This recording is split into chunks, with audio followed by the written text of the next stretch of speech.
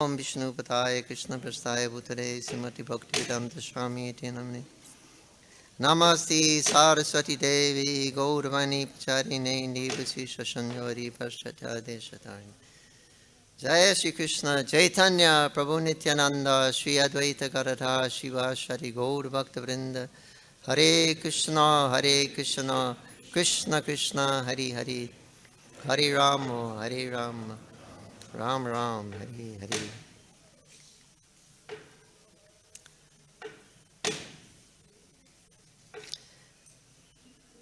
So we're reading from the Srimad Bhagavatam, Canto 8, Chapter 7, text number 9 till 11. Om Namo Bhagavate Vasudevaya.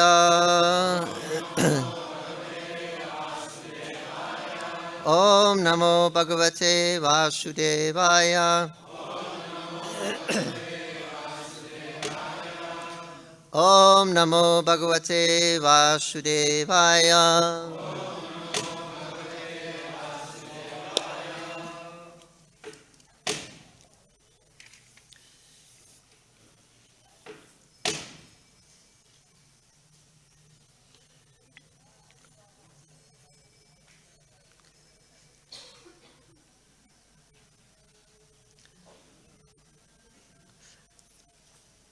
Tata Shuran Abhishad Ashurina Rupina Tesham Bala Viryam Irayan Udipayan Deva Ganam Cha Vishnur Doivina Nagendram Abodha Rupa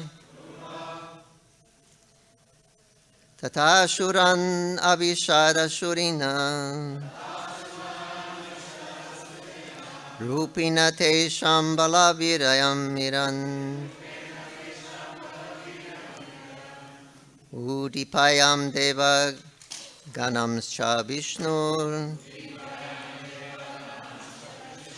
Daivina Nagendram Abodha Rupa Tata Shuram Abhishada Shurina Rupina Te Shambhala Virayam Miran Udipayam Deva Ganam Scha Vishnur Daivina Nagendram Abodha Rupa Tata Shuram Abhishada Shurina Rupina Te Shambhala Viryam Miran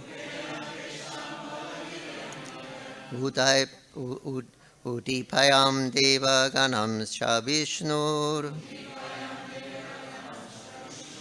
Devi Nagendram Abodha Rupa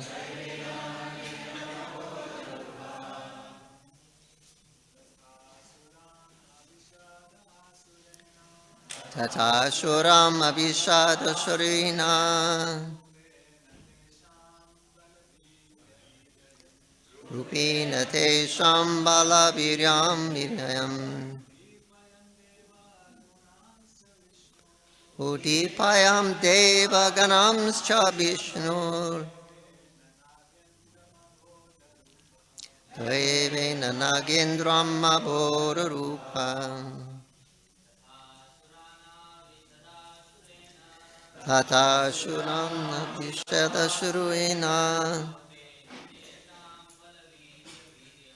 Rupena Te Shambhala Viryam Miram Udipayam Deva Ganam Scha Vishnu Devena Nagendram Abodha Rupa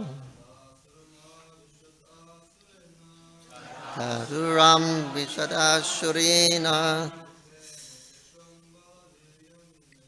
Rupena Te Shambhala Viryam Mirayam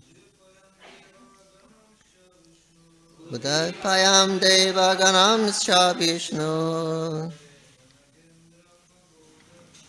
Dvaivena Nagendrana Bodharupa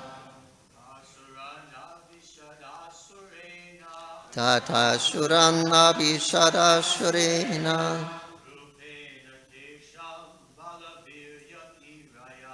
Rupena Tesham Balayayita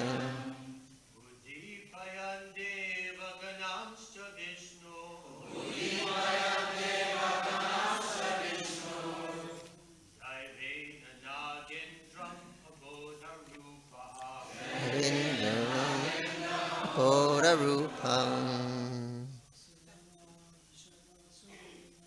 Tata Asuran Abhishada Surena Hinate Shambhala Viryam Mirayan Udipayam Devaganam Vishnu Devena Nagendram Bodharupam Tata Shurana Vishada Surina Rupena Te Shambhala Viryam Mirayam Udipanam Devaganam Vishnu Devena Nagram Bodharupam Tata Shurama Vishara Surina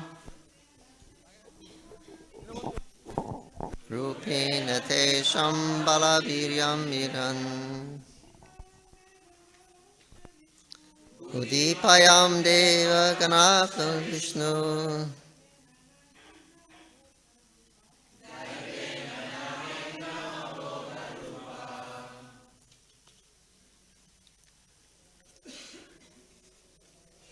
Tata thereafter Ashuran unto the demons Abhishad entered Ashurina by the quality of passion Rupina in such a form Tesham of them Bala Viryam strength and energy Irayam increasing Udipayam encouraging Devaganan the demigods Cha also Vishnu Lord Vishnu Doivina by the feature of goodness Naga Indram unto the king of the serpents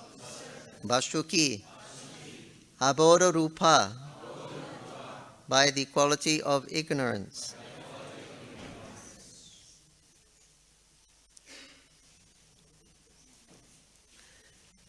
Translation and purport by His Divine Grace of Lord Charanaravinda Bhaktivedanta Swami Srila Prabhupada Ki.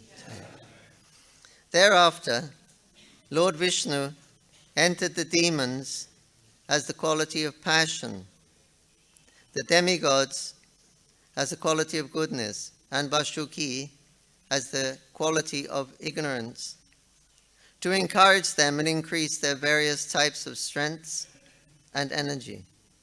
Please repeat. Thereafter, Lord Vishnu entered the demons as the quality of passion, the demigods as the quality of goodness, and Vashuki as the quality of ignorance, to encourage them and increase their various types of strength and energy. Purport. Everyone in this material world is under the different modes of material nature. There were 3 different parties in the churning of the Mandara mountain. The demigods, who are in the mode of goodness, the demons who were in the mode of passion, and the snake Vashuki, who was in the mode of ignorance. Since they were all becoming tired, Vashuki so much so that it was almost going to die, Lord Vishnu, to encourage them to continue their work of churning the ocean, entered into them, according to their respective modes of nature, goodness, passion, and ignorance.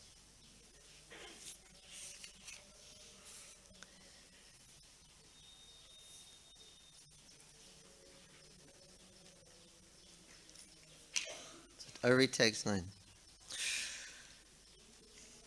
When the demigods and the demons saw that Mount Mandara mountain had been lifted, they were very enlivened and encouraged and began churning again. The mountain rested on the back of the gigantic tortoise, which extended for 800,000 miles, like a large island.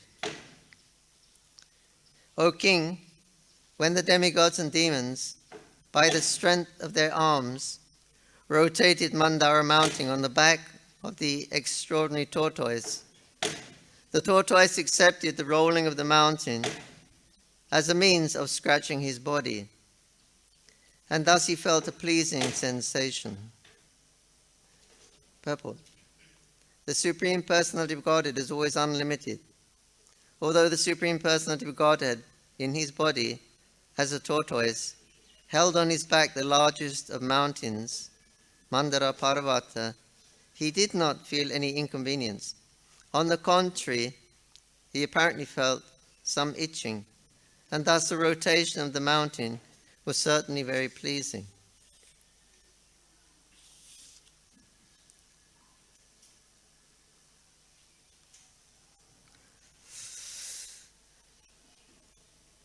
So here is the greatness of the Lord and his different energies and his pastimes are being described here, especially this pastime of the Mandara mountain. So many incarnations are appearing here.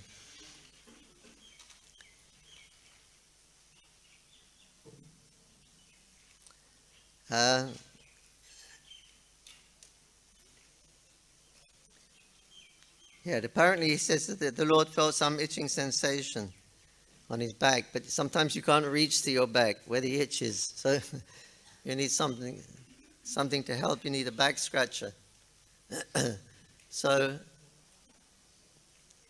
here the Lord, he assumed the form of the tortoise, and the mountain was churned so it could scratch his back, so he could get some relief from the itching sensation. So this is the greatness of God. It's something very insignificant to scratch your back. But when God wants to scratch his back, then the whole universe becomes involved. All the demigods, all the demons, everybody, they're all involved. And Karmadev is enjoying that itching sensation.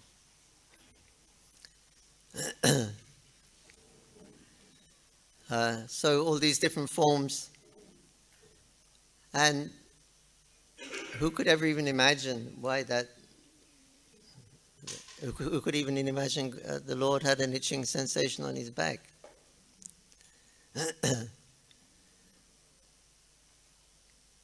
So,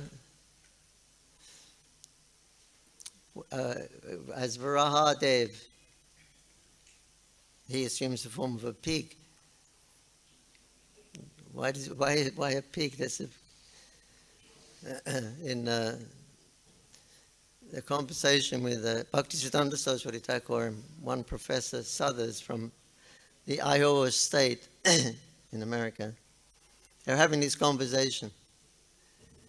And this professor said, but don't you think that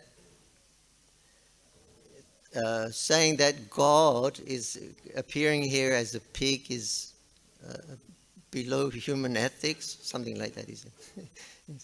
Don't you think it's... And Bhakti said, no, not at all. Not at all. When the the purpose of the incarnation of the Lord as a pig, because Brahadev, the appearance day soon,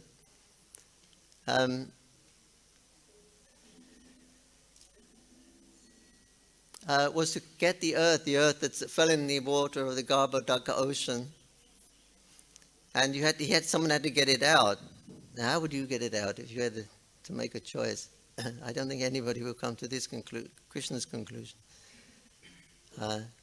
So the bottom of the Agarbha ocean is all mucky, it's called panka, smelly mud, because everything falls into the ocean, and there's no oxygen, there's no light, or there's no air there, so everything just kind of goes rotten.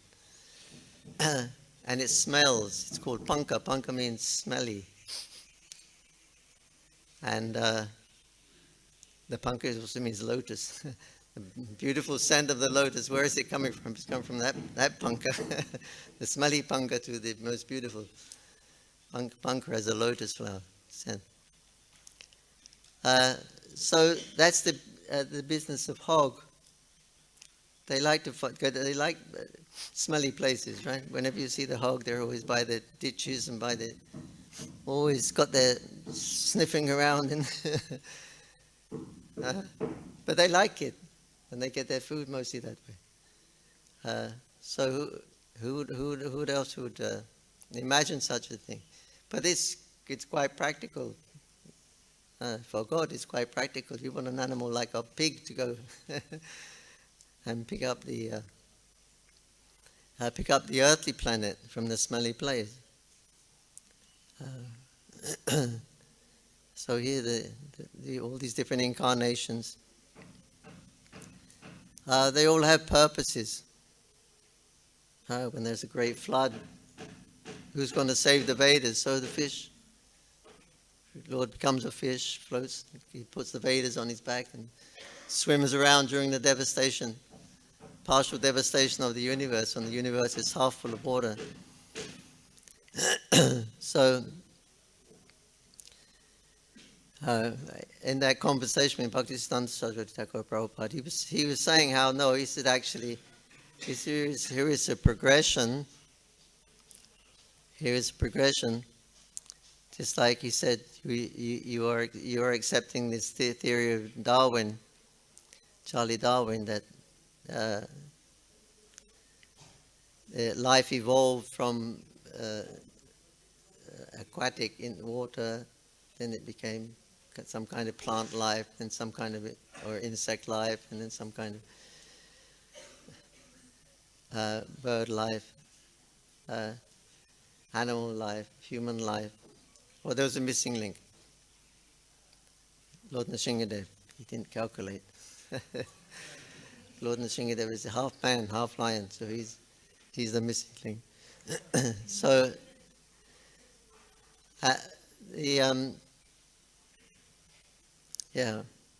Pangajangu said the black hole theory. Everything goes into a black hole. Some weird philosophy.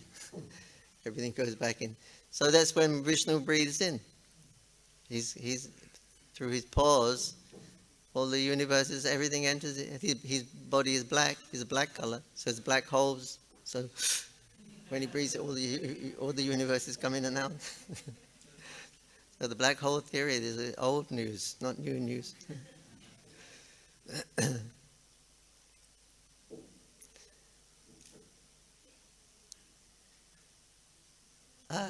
So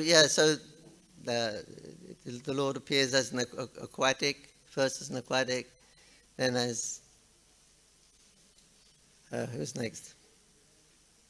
Kachap, turtle, to grind the to churn the ocean to get the nectar. So first aquatic life is there. This is Darwin's theory also. He has aquatic life, then amphibious life. Turtle is amphibious. He can go on the land, he can go on the air. Then boar, animal, but he likes water also a lot. And then Shingadev, half man, half lion. This progression is there. It's given in the Padma Purana. And Prabhupada said Charles Darwin, he stole that theory from the Padma Purana and said made out it was his theory, but he stole it from the Padma Purana. Of course, he was only speaking on the bodily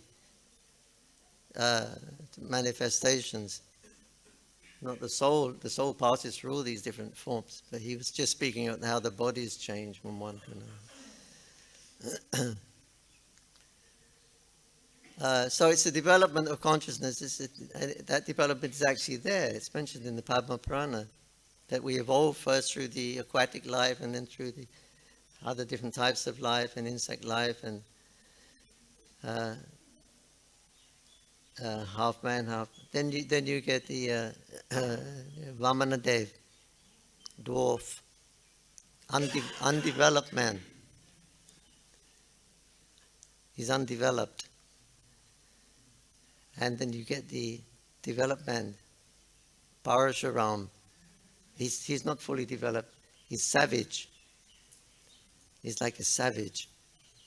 He killed all the Kshatriyas 21 times. He killed his own mother. His father, kill your mother.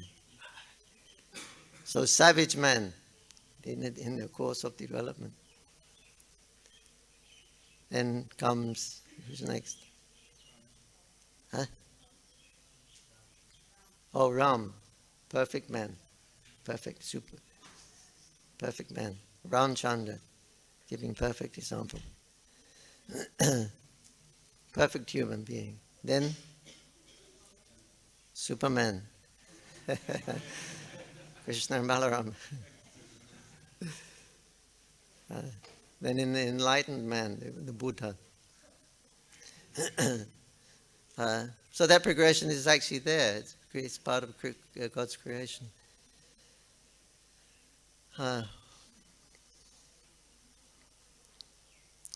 They perform one drama here. I think there is from Odisha dancing. And they did that Dasavatar dance. They all do. Everybody does the Dasavatar, right? Everybody. And they were explaining, it was a group from, I don't know where from Orissa, but someone had invited them there during Bengal Purnima Festival. So we were watching it, nice dancing and everything. But they were giving an explanation, I thought. And they were giving that same explanation, which Bhakti Siddhanta gives and Bhakti Thakur gives. And I thought, really far out philosophy. I'd never heard that before. And then actually I found that it was actually our acharyas have actually said this is a fact, that this is the progression that is going on.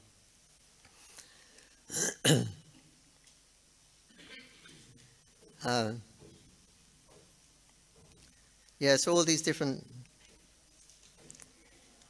fantastic forms of the Lord, it seems like a fantasy, mythology. It's often presented as mythology. In Hindu mythology, you look into the encyclopedia in Hindi or dictionary, say Hindu mythology, according to Hindu mythology.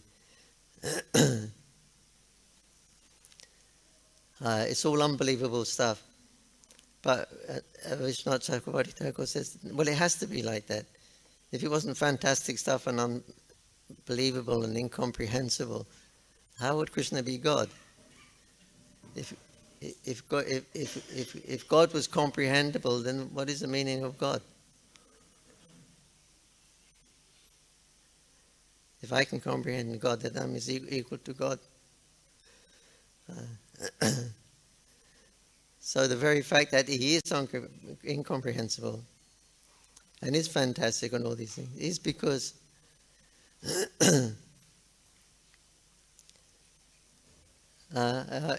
He is God.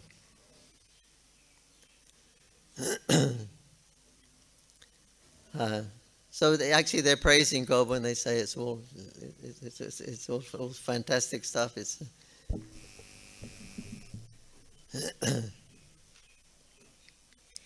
So by his desire, the Lord appears anyway, how he likes, unlimited forms. Here also is mentioning he's appearing in the different modes of material nature.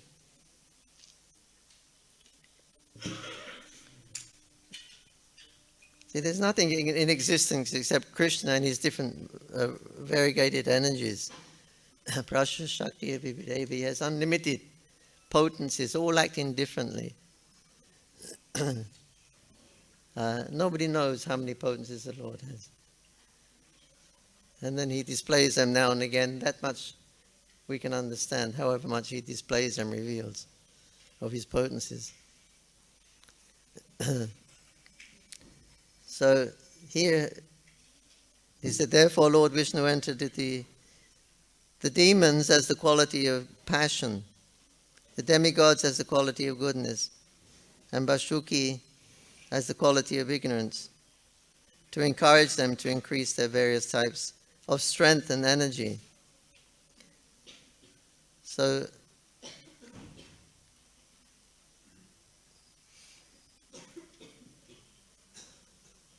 Rajagun, Tamagun, Shatugun, these are also Krishna's energies.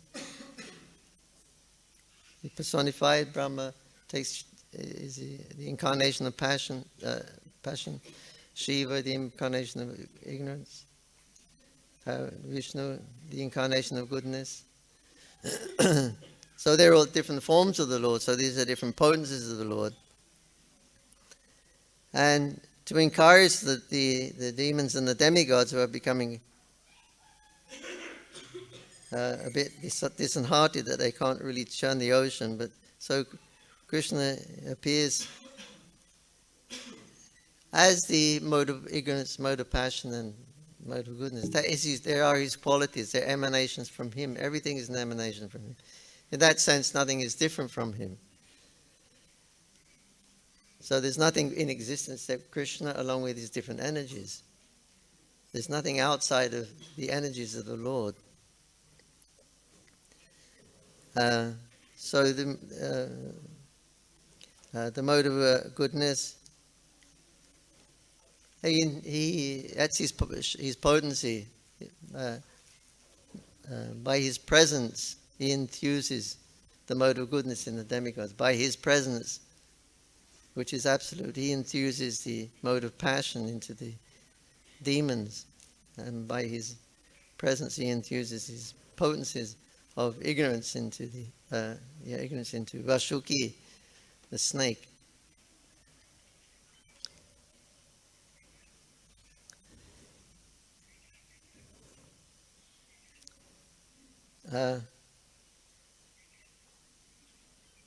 Snake is said to be like the mode of ignorance.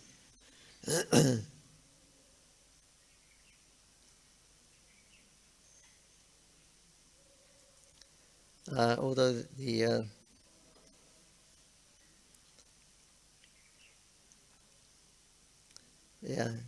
mode of ignorance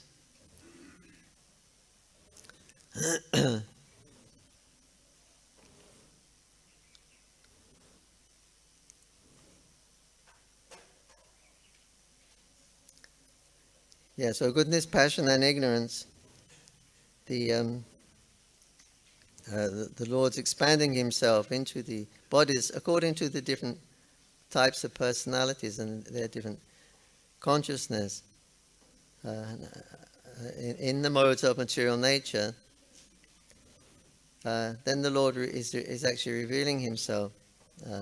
By his presence, he makes things happen.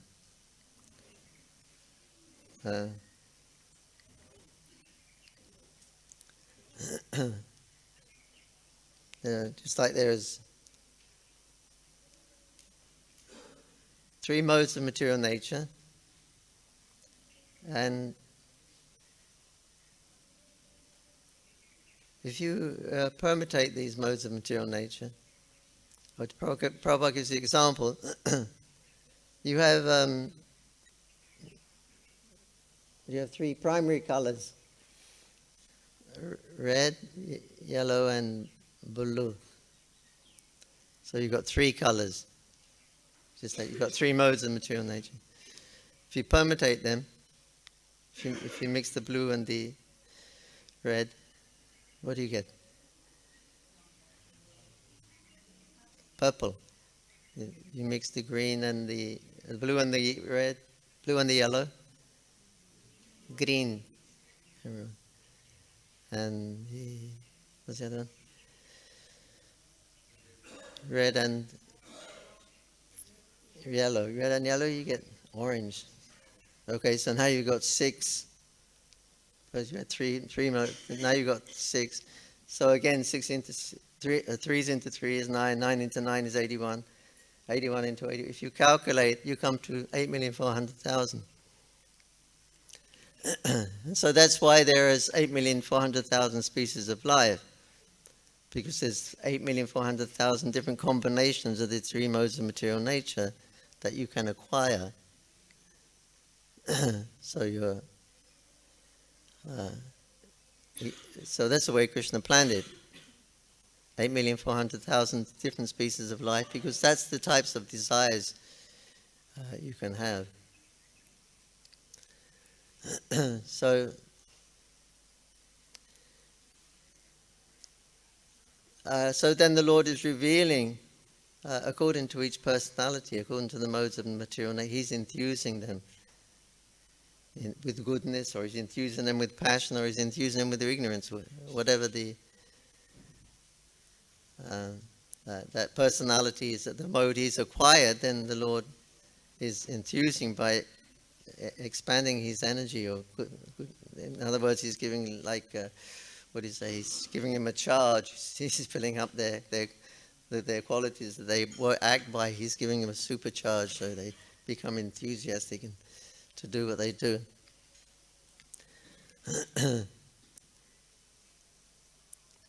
So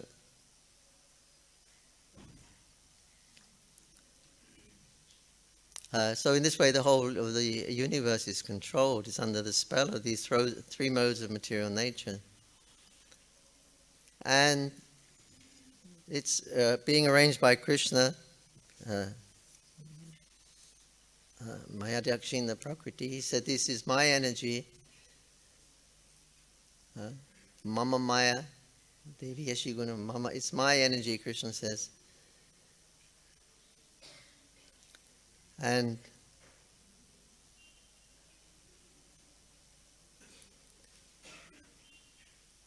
it's working under my direction, Krishna says, these modes of material nature. So it's working under Krishna's order. Krishna orders Maya, and Maya carries out the work. Krishna simply wills. He doesn't do anything personally.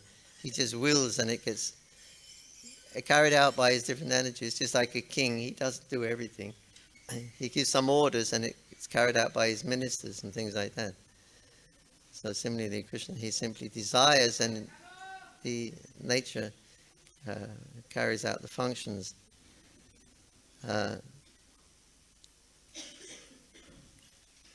And because we also want to be, the reason we're in the material world, we want to imitate Krishna. So Krishna gives us the same facility, just as he orders Maya to do this, do that. He gives us an opportunity by covering us in avidya, ignorance, and forgetfulness of him, and the false ego covering, and the three modes of material nature covering. Krishna gives us that. You can have the same experience, that we really, really do identify ourselves with the body and the senses and the particular mode of nature we're in. And so Krishna, he lets us also have that same experience, that you order Maya, you can order Maya. So you actually have the power to order Maya, although we're at 1/10,000 size of the tip of a hair. Sample Krishna. We order Maya. I want this. Want this. The small kid says, Mummy, I want this. Mummy gets it for her. And she just ordered it. Maya didn't. You go to her room, she's got so many things, she just asks, Mummy, I want this. When the kids grow older, they got money in their pocket, and they go to the mall and they'll buy exactly what they want. They're controlling. I want this, I want this. So it really appears that we are controlling Maya. I got something, an object, but I worked for it. I got the money. I went to the shop. I tried it on. It looked good. I felt good. So I bought it. It feels like I am controlling. I did desire it. No one else desired it.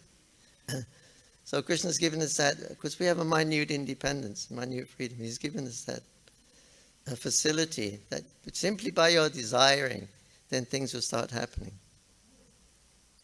But we're under the illusion that I am the doer and the enjoyer. But Krishna says that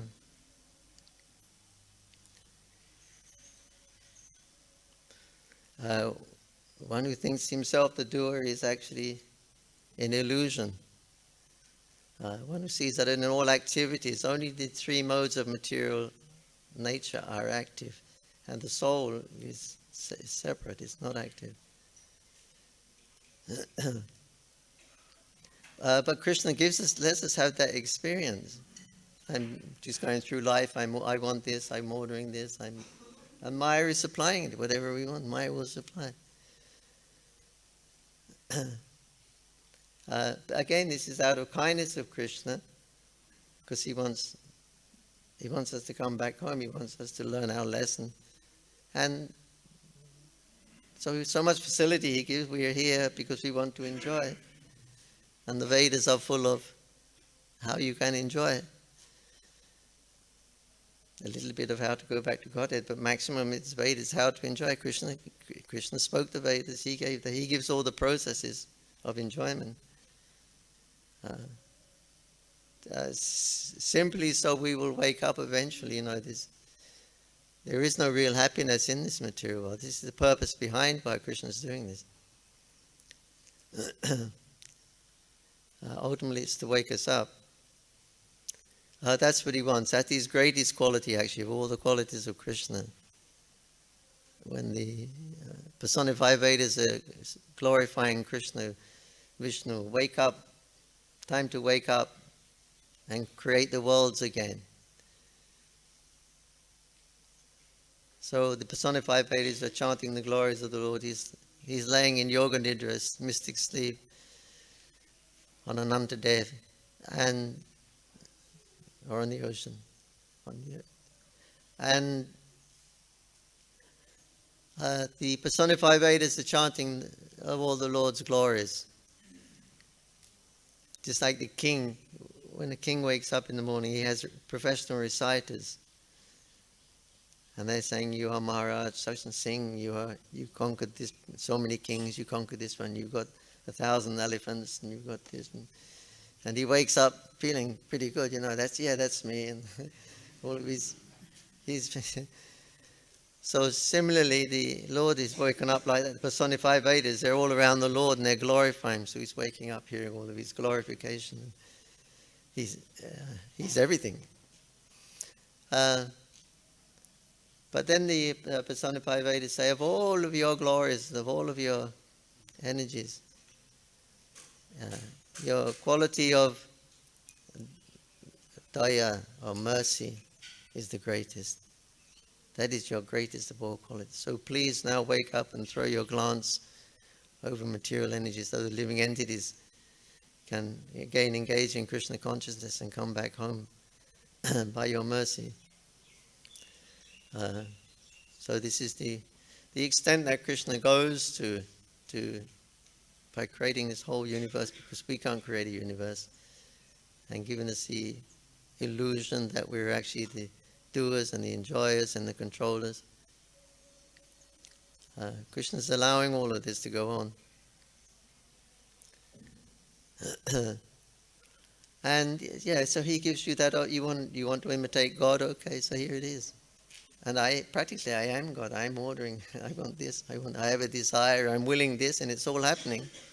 It's all happening by my will. I chose to come here.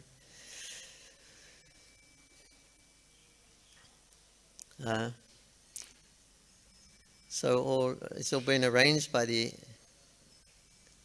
material nature, and behind the material nature, Prabhupada is the Maheshwara, the expert magician, Maheshwara. Yogeshwar? Omeshwar. The supreme magician.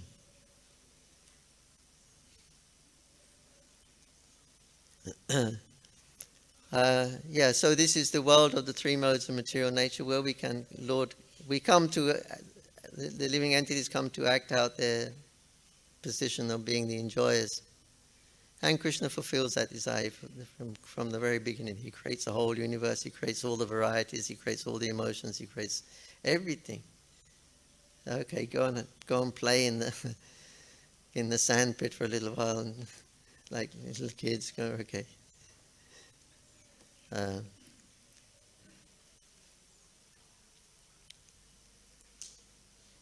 So this goodness, passion, these are forms of the Lord. These are energies of the Lord. And so he expands to encourage people. He what is it? He soups up the the goodness or the passion or the ignorance, so they become more excited and everything. But these different qualities, they're reflections. Goodness, passion, and ignorance are reflections of the Sandini, Sambit, and Haladini potencies. In the spiritual world, the whole spiritual world is being conducted again by Yogamaya.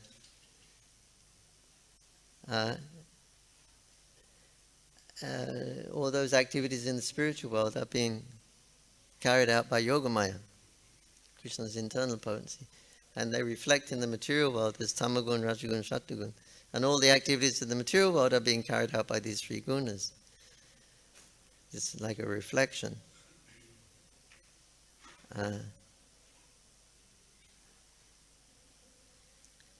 So it's called tapakari. The Haladini potency is the pleasure-giving potency. This is Krishna's greatest potency for Krishna, because God's business is pleasure. That's all. That's what he likes best. He loves love best, pleasure best. So Haladini potency, he likes that the greatest. Of course, the Haladini potency is the emanation of, or personification of Srimati Radharani. So we all know how much Krishna loves Srimati Radharani, because she's his pleasure. She brings in the pleasure that he likes most of all. So therefore we want to become servants, or the servants of the servants and servants of Radharani, because she brings Krishna the greatest pleasure. We want to expand Krishna's pleasure. We do it by serving Radha, the greatest pleasure, by uniting Radha and Krishna. Haladini potency, pleasure potency, when it reflects in the material world, it's upside down. It's called tapakari. Instead of bringing pleasure, it reflects in the material world as that which brings distress and misery, tapakari. It's the reflection of the real Haladini potency in the spiritual world.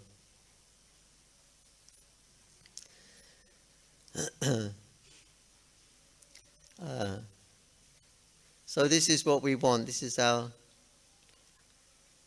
ultimate destination, to be situated in the Haladini potency. Rise out of these three modes of material nature. Nice trigun, Babaji. Try to rise, dealing with these modes of material nature. The Vedas are dealing. Rise above it.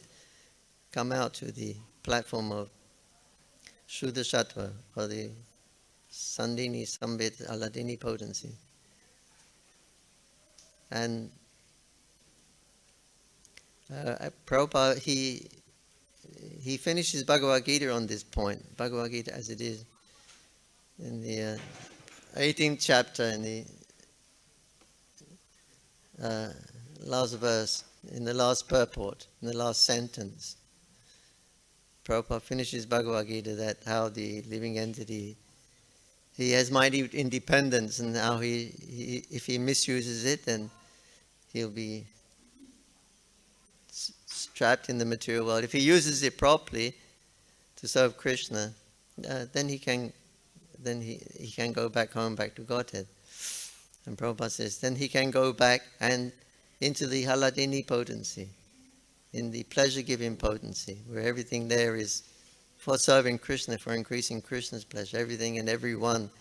This is the attitude in there. So Prabhupada said the living entity, ultimately he goes back to the Haladini potency, into the Haladini potency, the pleasure-giving potency. So this is where Prabhupada's taking us. Like father, like son, he's Lord. How the Lord's greatest potency is he has mercy on the living, take them out of the material world of suffering, and take them back home, back to Godhead. So this is Prabhupada also like that. He's very compassionate to all the living souls. The most compassionate person. No one else is practically doing what Prabhupada is doing, and he did and he's still doing. But this is the intention of Prabhupada's Gita. The author of the Gita often reveals his intentions right at the end, or the conclusion of his. So you see what the conclusion of Prabhupada's purport in Bhagavad Gita is to take us back into that Haladini giving potency. In other words, in the spiritual world where Krishna is, where Radha is, where all the devotees are, and cows and the activities and the whole of Goloka manifestation. That is Prabhupada's, he's giving us his destination. He's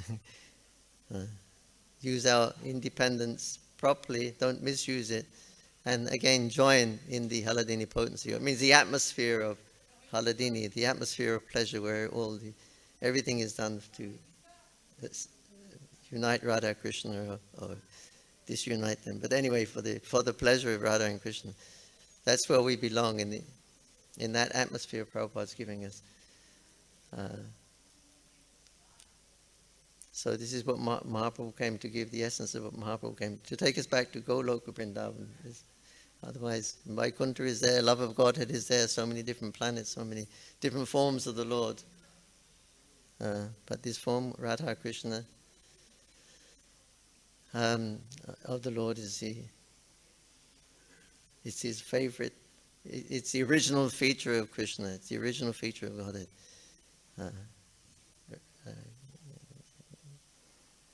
Radha Krishna. And all the other other features, they expand from this feature.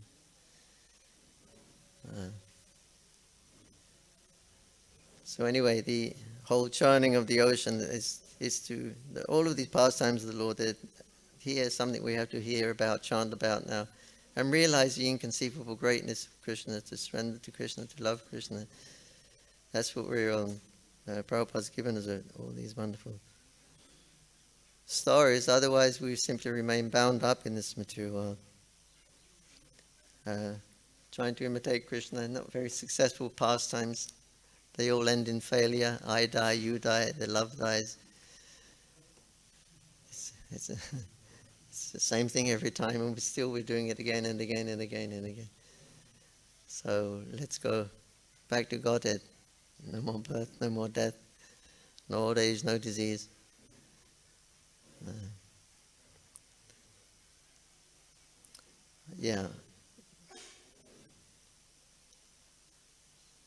Prabhupada said, no punya, no pap, no pious activities, no sinful activities. No punya, no pap, only Radha Krishna. This is all we want. Shri Prabhupada ki jai, Srimad Bhagavatam ki jai, Shambheda Bhaktapinda ki jai. Nitai Go Premanandi. Thank you. Hare Krishna.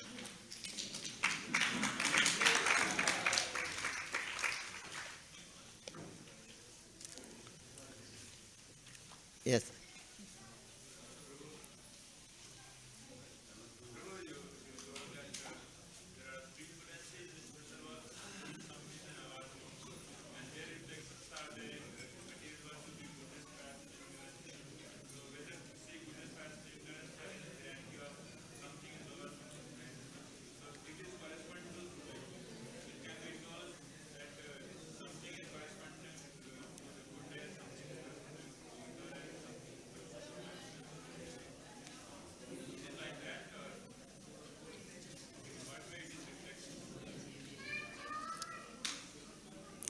The the Shambit, Sandini, and Haladini potency, do they influence the material modes of nature?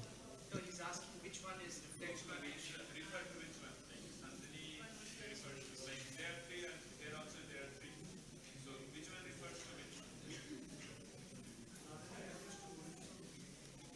Which reflects into passion, which reflects into goodness, and which reflects into illness. I don't know. I didn't explain that. It's in the sixth canto, I think.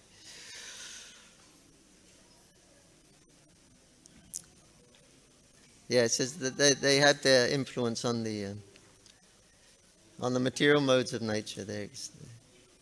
But he didn't say which is which. I guess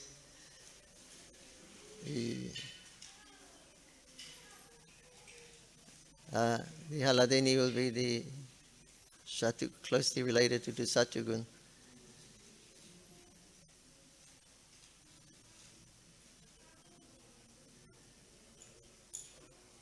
No, it didn't. It didn't explain. It explains that the how we attain that.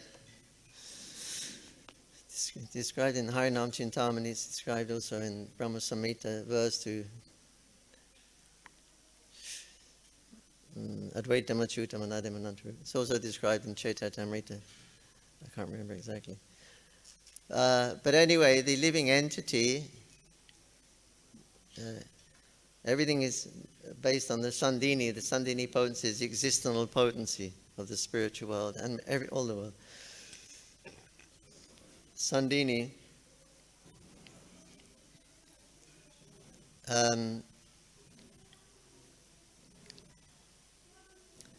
So that's a pure consciousness, Vasudeva consciousness.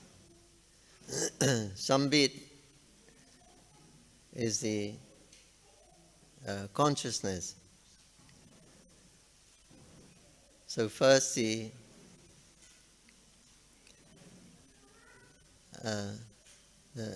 pure consciousness is there. The existence is there. Our existence, we are existing. The realization that I am existing is there. Now you're existing. Sambit is knowledge. What are you going to do? What do you want to do? You're existing. You realize your existence. So now what do you want to do with your existence? So we're leading a spiritual life. So the Sambit is, it's like knowledge of who we are, who is Krishna.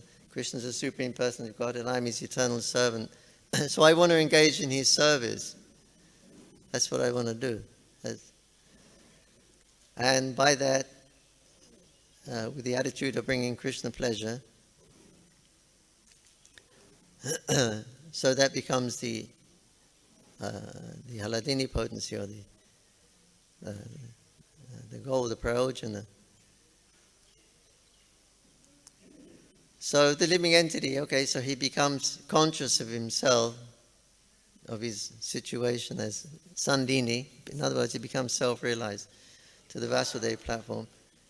And his consciousness of Sambit, he's using that consciousness to serve Krishna, and by that, then he'll get pleasure by bringing Krishna pleasure. So it mentions that the living entity is so tiny that although he's realized himself, he's conscious of himself, Sandini, and he has knowledge of his constitutional nature,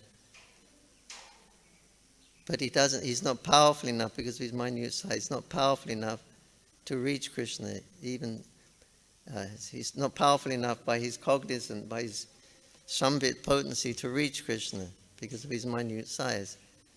But when that Sandini, Sambit, is connected with the Haladini,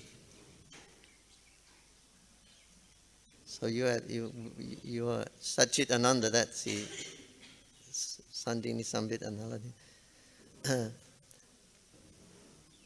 So when the Sambit joins with the Haladini potency to serve Radha and Krishna, that's when Krishna becomes attracted.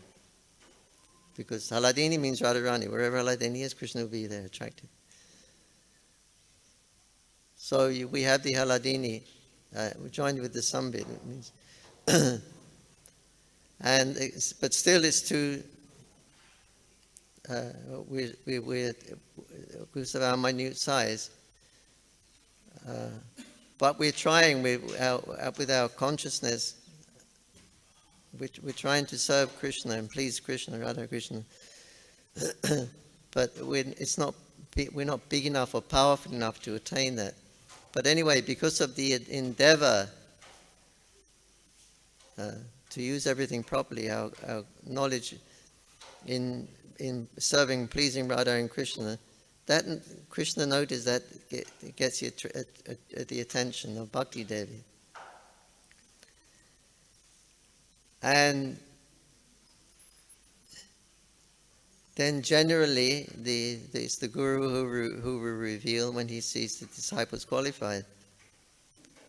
And he'll recommend to Krishna.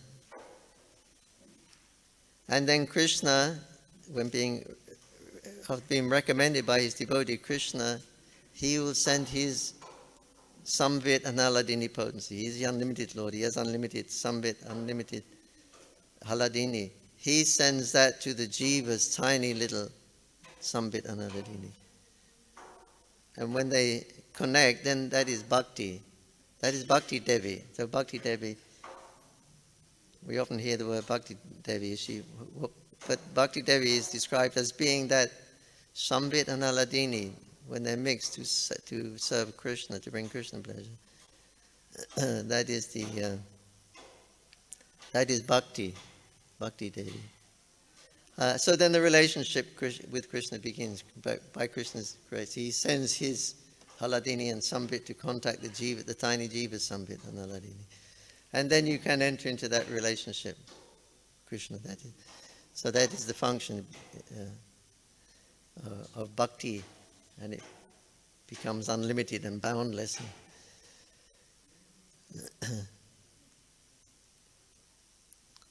But even you reach that position in the spiritual world, there's still degrees. There's different degrees. Everyone still has a different, slightly different degrees of realization that the spiritual world is revealed. And everybody has a slightly. It's not that everybody is all exactly the same.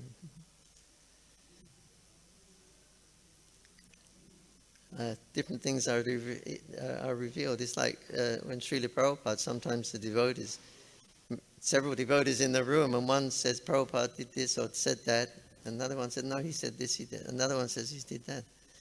They were all sitting in the same room with Prabhupada, but they had, according to the realization, different degrees of realization. So that goes all the way up into the spiritual world even. There's different degrees there.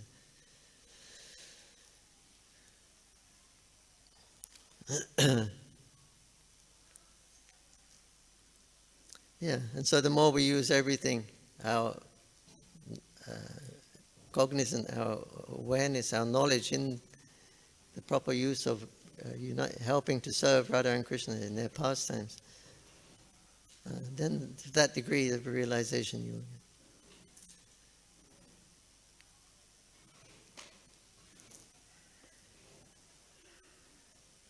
Hare Krishna.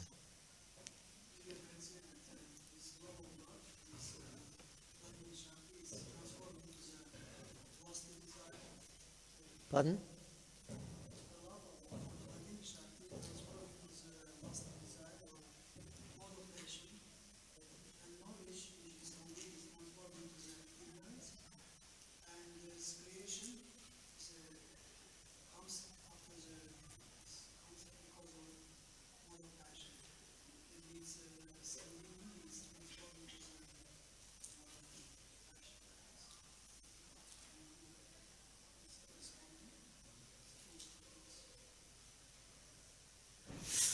I didn't get it. It was the same as the other question, wasn't it?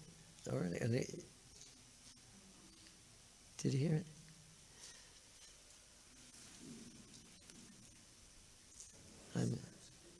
I couldn't catch it. I couldn't catch it. I mean, the question was how these three Yeah. something and Kalpini and Smadhin with their three modes of material nature. So then I am just trying to link it up and see this, how the mode of ignorance is transformation of something which means knowledge. Learner's knowledge, but it comes to the ignorance. And something maintenance, it comes to the creation, material nature, mode of passion, and Vladimir Shakti transformed it to the mode of passion, means creation, means lust, lust. Mode of passion means lust. So that this transformation comes from spiritual. You didn't mention goodness. Goodness is this is Sangini Shakti. Sangini means goodness. Sorry, goodness. Sangini is the passion, and goodness is Sangini. Sangini Shakti becomes goodness, maintenance. Again, I don't know. I tried to find out, I couldn't, a long time ago I tried to. But it mentions like that, but how it reflects, it didn't exactly say. Because you already mentioned about these three modes of material nature is a reflection of this three. Yeah. That is I think that's in the Hamsaguya prayers, Srimad Bhagavatam, in that chapter.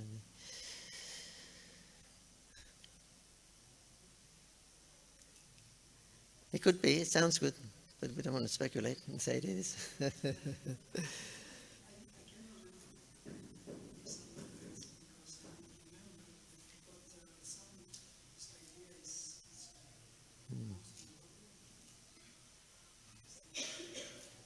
you were mentioning about how Jiva think that they are doers, and the question is, how do you think that we are doers, but the three modes are at work actually? So my question is, if the three modes are actually working, and we are working under their influence, then why do we get like simple reaction? Because we are working under the most reaction, under the influence, then why should we get reaction, bad reaction? Why should we get bad reactions? Because we are working. Because we are working under the influence of the modes of nature. So if the modes are at work, then why do we suffer? They are the ones who are making us do things. like what I innocent. Like what I'm working. If somebody is killing somebody, murdering somebody, doing under the modes, so then why are we getting the punishment?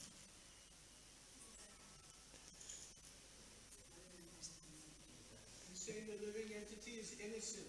You're not doing anything. It's just the modes that are affecting Uh, us. So we shouldn't get any reaction.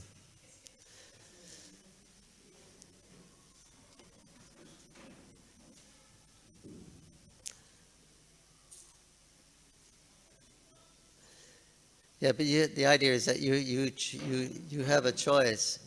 That is your own independence. Is you have a choice. You can choose to serve Krishna. You can choose to serve Maya. The reason you're suffering is you made the wrong choice. Yes, you chose to serve Maya. So that suffering is a reaction from that bad choice. It's your desire. It's only your desire, but it's being carried out. But it's your desire, and it became manifested because of your desire. Although you didn't do it personally, but your desire did it. That was your energy. Just like the Lord, He desires to be a creation. So it's His desire. He glances over the material energy, but the creation is made by Shiva and Parvati. There's a man and woman. It needs a man and a woman for creation. So they're the create. But actually, it was Vishnu's desire. Why do they create? Why do Shiva and Parvati create the whole universe? First, because it's Vishnu's desire. So they're the energies of Vishnu. So by his will, everything starts to happen. So you have that minute independent source, but by your will you can make everything move. If you don't will, it doesn't move.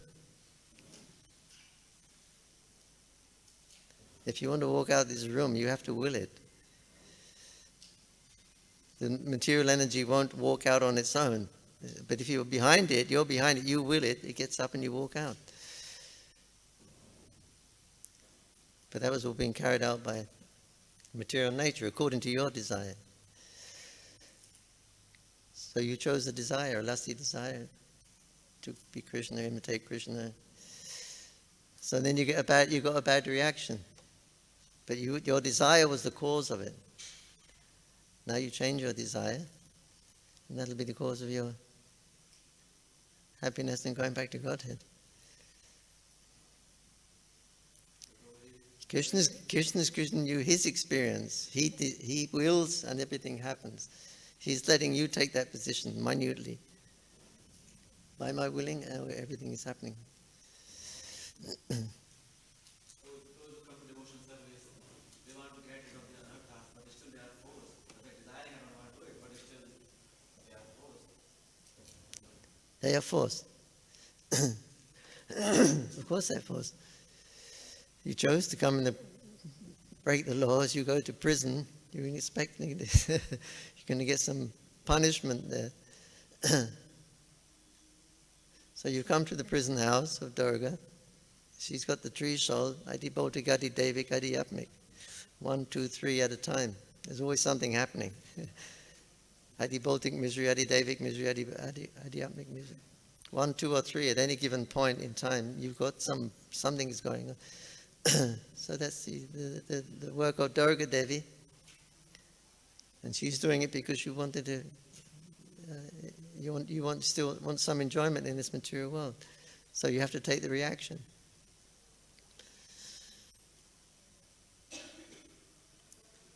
The moment you desire to serve Krishna, she becomes so happy. She stops jabbing. We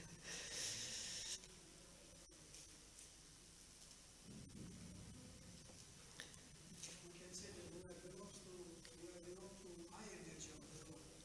That means we have choice, we have sufficient strength to overcome if we use us as a higher energy, not as a material. If we are identifying us with the body and we are forgetting our higher position, then we are coming under this influence. That is the purpose. Apare Prasthayam, that we are using this material energy. That's why we won't use it. That's why we are suffering. But we have strength sufficient to overcome this if we use us as a spiritual soul. That is the purpose. To become up.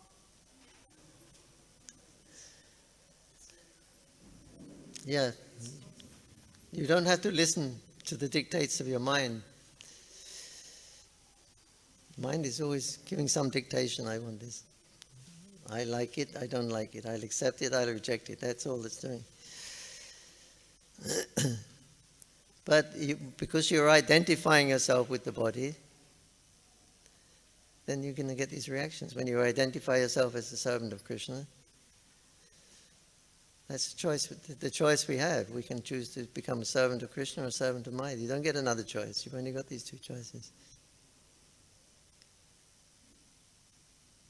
And the reason you're in the material world is because you made the wrong choice. So if you want to get out, you have to make the right choice. Krishna, Krishna Seva. I'll say yes, yes, yes, yes. And when Maya presents Raja, Dvesha, acceptance and rejection.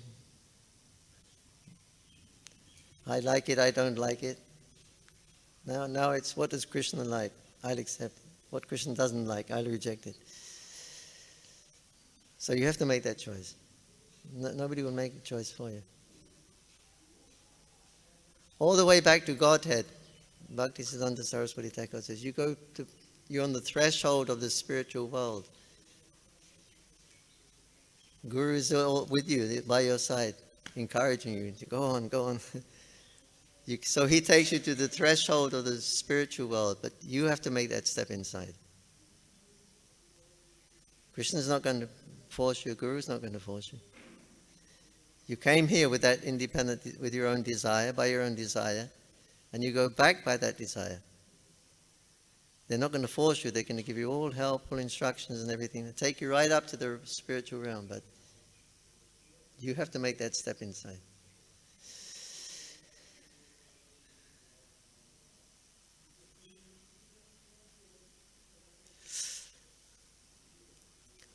Okay? Thank you. Shri Prabhupada ki jai.